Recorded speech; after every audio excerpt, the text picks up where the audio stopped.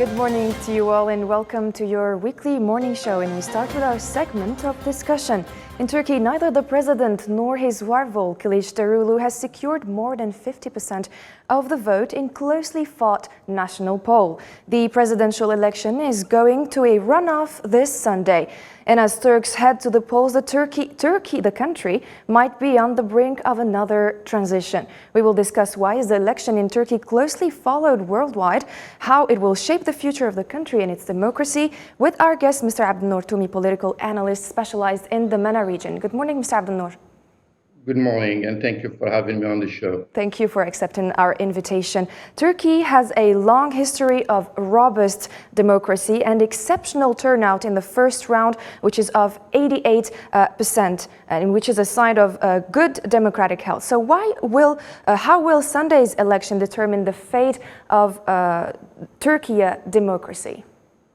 It is indeed, as you just stated, it's actually the May 14th first round elections turned out was actually historical and amazing by all means. And I think not only the Turks, will be proud, but also will be envied as well by kind of classic democracies like we experience in the West, because as you know, the turnout is very, very difficult, to reach the 40%, and for instance, whether in the US or in the UK or even last year, French presidential elections. Mm-hmm. So this implies that there is indeed a healthy democratic process is going on in Turkey that also has been making progress.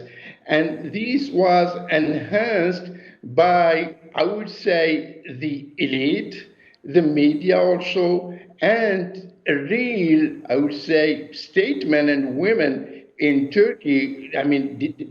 It goes beyond the political spectrum and ideologies of those leaders. So this emphasizes that Turks believe really in kind of a peaceful political transition that unfortunately many countries, neighboring countries in MENA regions are struggling with.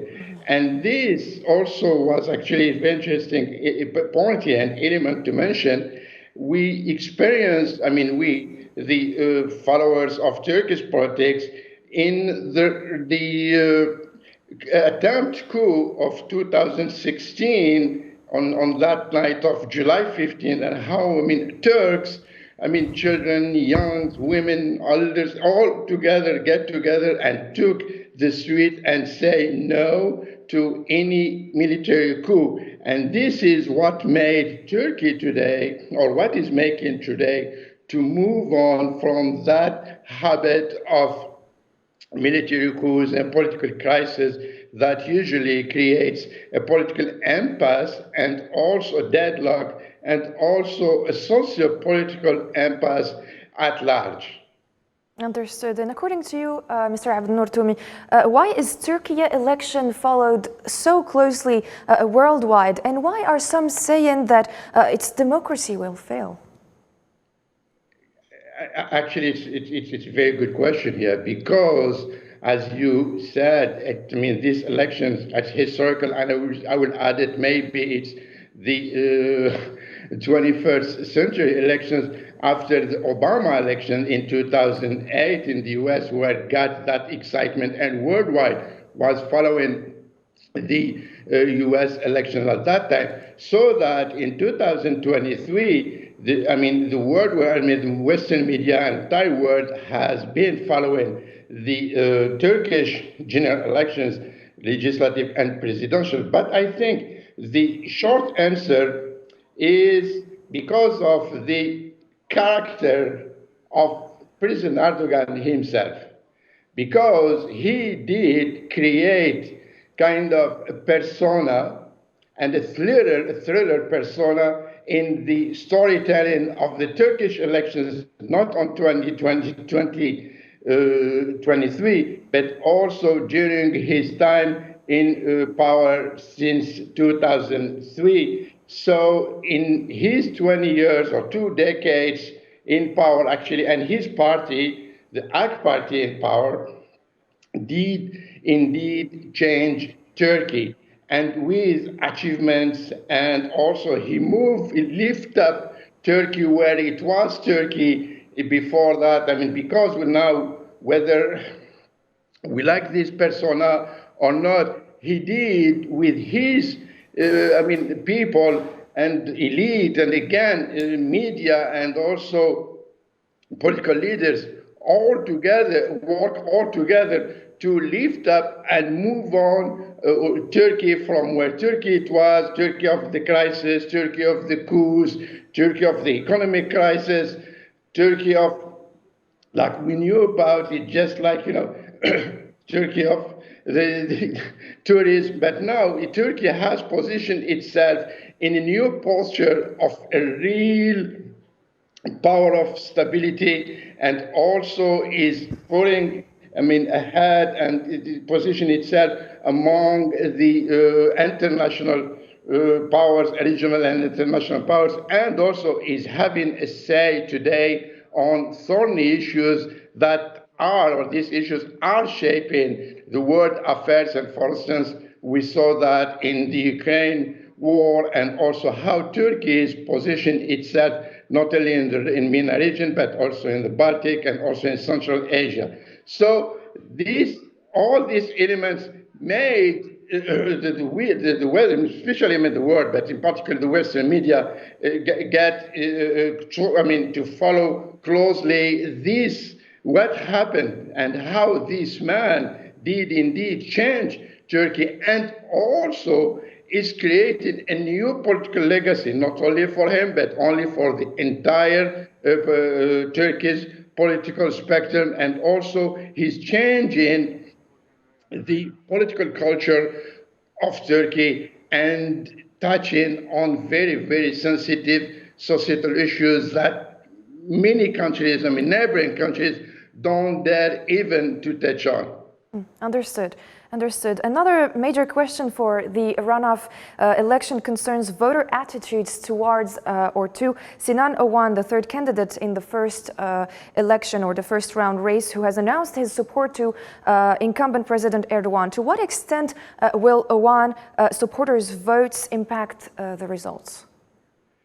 That indeed, that if we're talking about the surprise, this is kind of a semi-surprise. The character of Sinan Oğan and his alliance, the ancestors, did create some, I would say, adding to the, Hitchcockian thriller scenario that Turkey is going through during these 2 weeks.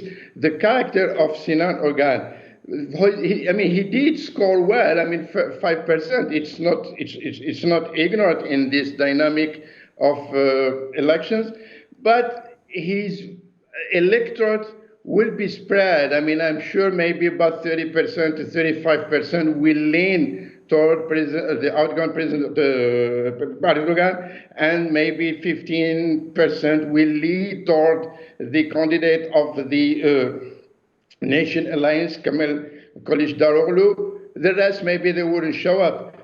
But what is important here is the Sinan Oğan, who is leaning, or his background comes from a nationalist party.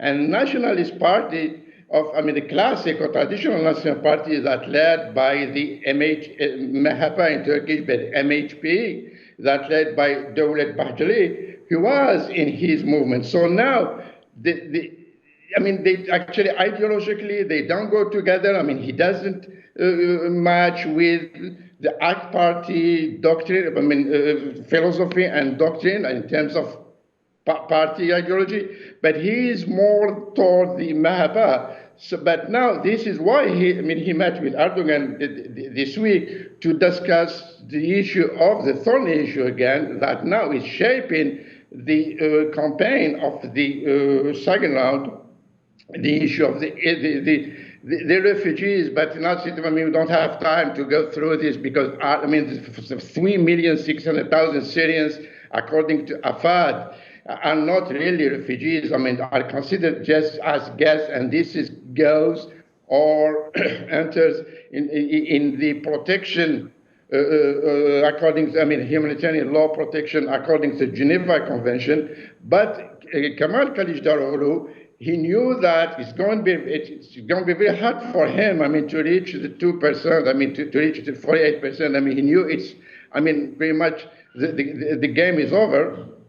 So he made that, I mean, an 180-degree turn, and he, I mean, focused, or he put the main focus on his campaign on the refugees, on the Syrian refugees, which is, I mean, sad to see this person who was portrayed, and now speaking about the West and the Western media, who did portray him as the Gandhi, as the Democrat liberal, and he turned out to become Donald Trump's light, or to Eric Zemmour in France. I mean, having this xenophobic message and racist message toward not only the Syrians, but toward foreigners in general. Mm-hmm. So the character of Sinan Ogan, it doesn't, let's say, wane much, but it will have actually an effect to give to President Erdogan that 800,000 votes is missing, and to wrap up the elections. Understood. Thank you so much, Mr. Abdenour Toumi, for your insights and time.